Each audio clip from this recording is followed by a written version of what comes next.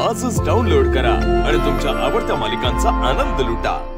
इकडे या महाराज, मी तुम्हाला काय म्हणतो, तुम्ही जसे लॉकडाऊन मध्ये एकदम असं सगळ्यांना ऑनलाईन मार्गदर्शन दिलं ना, मार्गदर्शन दिलं ना, तसंच मार्गदर्शन आता पण द्या ना. नाही नाही, मी यावेळेस घराच्या बाहेर पडणार आहे. मला घराच्या बाहेर पडायचं. महाराज, तुम्ही दाढी लावा आणि पदयात्रा काढा. राज्य जोडणी पदयात्रा, बाकी सगळं राहून द्या.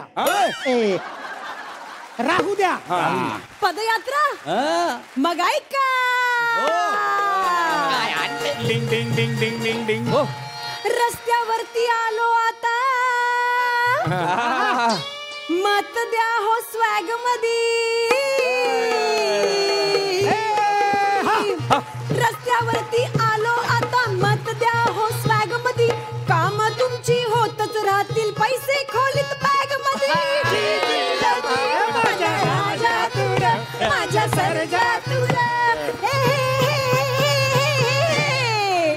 ऐका, आता मी ठरवलंय, आता मी सगळ्यांना आपल्या मतदाराला 1 to 1 भेटणार आहे. 1 to 1. मतदार यादी द्या. हा देतो ना, माझ्याकडे रेडीच आहे मतदार यादी. अरे बापरे, आपली मतदार यादी.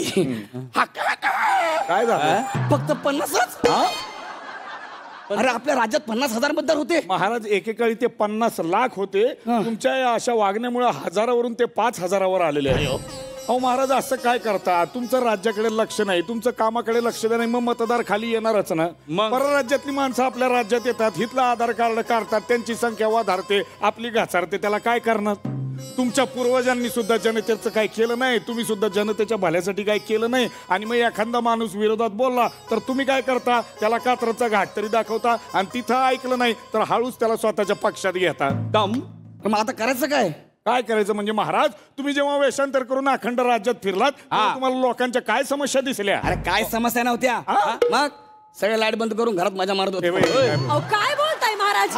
हा अहो समधीकडे लाईटी गेल्या आहेत. 20 कपात झाली, 20 कपात. हात कुठे तुम्ही? अरे असं कसं झालं? पण असं कसं झालं म्हणजे? अरे आपल्या राज्यातला कोळसा आपण परदेशात पाठवतोय आणि तोच कोळसा आपण डबल भावात परत घेतोय. अरे पण ह्याच्यावर लोक काहीच बोलत नव्हते. नाही महाराज, बोलणारच नाही. जे बोलतात त्यांची बोलती बंद तुम्ही केलेली आहे. आणि तरी जे बोलतात त्यांना एक तर तुम्ही जेलमध्ये टाकता, नाही तर ईडीचे चटके देता. होय हलवादार, आता मी काय करू? सांगतो महाराज, टेन्शन घेऊ नका. पहिली गोष्ट म्हणजे निस्वार्थी राहा, करप्शन करू नका, लोकांशी चांगलं वागा, लोकांच्या भल्याचा विचार करा. हे जर तुम्ही केलं तर सत्ताधारी काय, विरोधक काय, सगळे एका मंचावर येतील आणि एका मंचावर येऊन सामान्य माणसाचं कसं भलं होईल याचा विचार करतील. आणि ते जोवर होत नाही तोवर तुमच्या राज्याचं काही खरं नाही महाराज. हलवादार, हे खरं आहे. पण आता मी राजकीय संन्यास घेणार आहे. मी हिमालयात जाणार आहे. नाही, तुम्ही हिमालयात जाऊ नका महाराज. तिथं याक असतात. त्याने काय होईल?